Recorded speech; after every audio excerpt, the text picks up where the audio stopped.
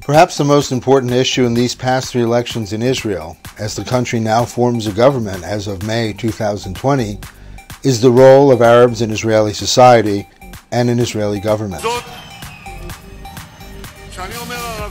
When I say Arab, I'm not talking about the Arabs. Arabs can be Zionists and support the State of Israel, but they are not Zionists. They do not support the State of Israel.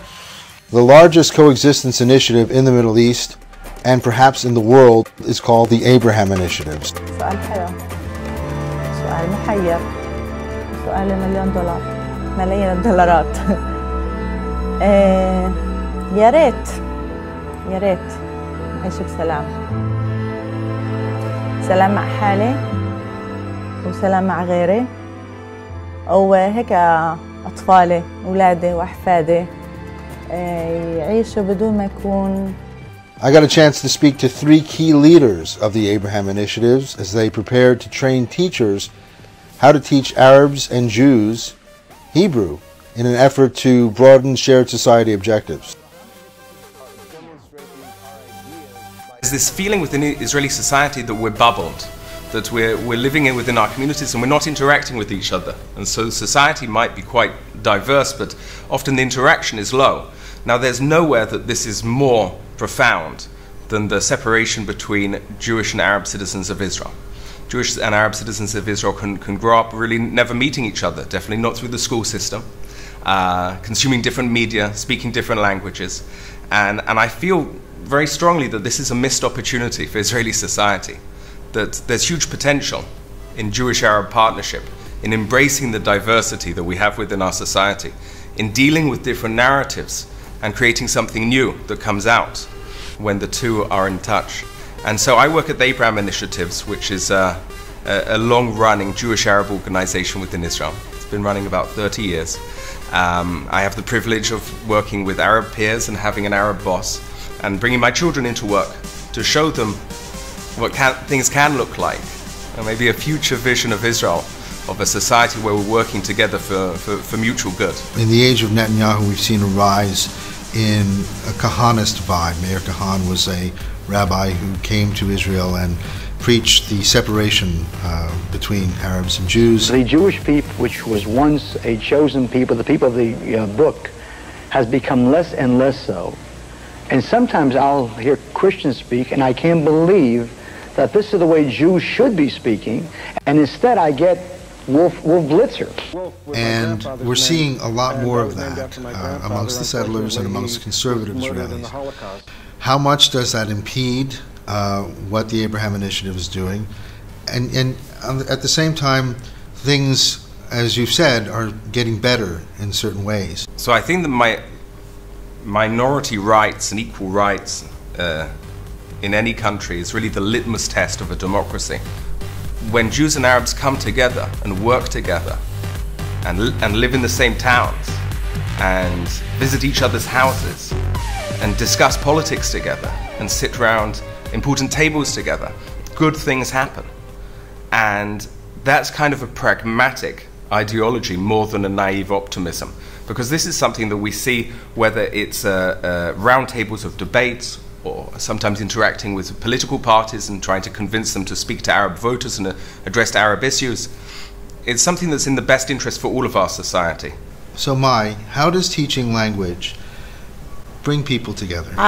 It's an excuse, it's a reason to meet from the beginning. We do need a reason. And when you find out that one need or want to learn and he's interested into hearing you and listening to your language and understanding what you're saying, actually I just need that. From there I can take you anywhere you choose to go or I think you should go into my culture and my language.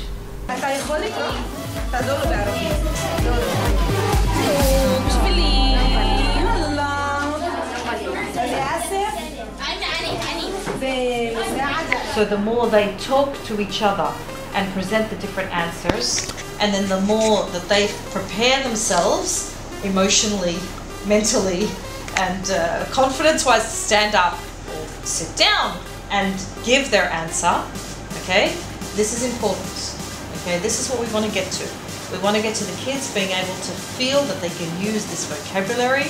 They know the words. We can put these words in sentences. These sentences sound great. Guess what? I've got a great answer to your question about what we need for soccer.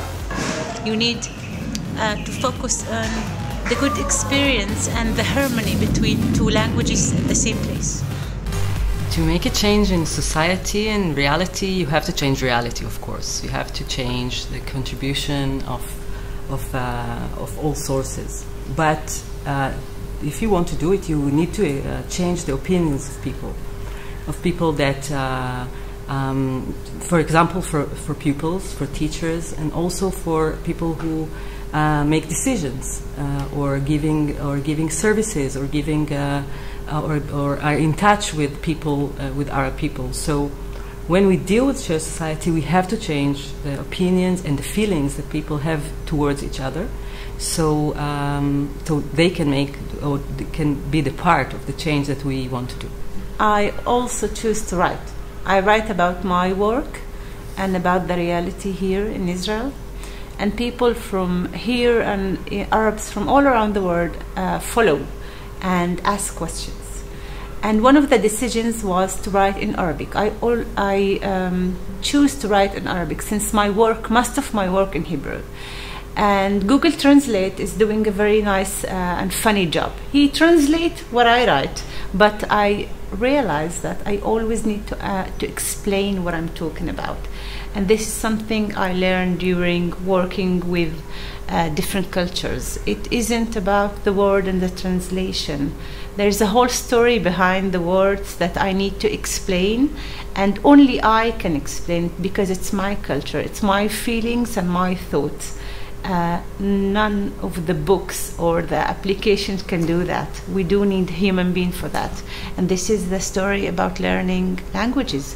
It isn't about the language itself. It's about where can we meet and how can we use language as an excuse to get to know each other. So the issue of shared society is not just an issue about combating racism, it's also an issue about actively building equality, whether that be in budgetary mechanisms or in representation in government and decision-making processes.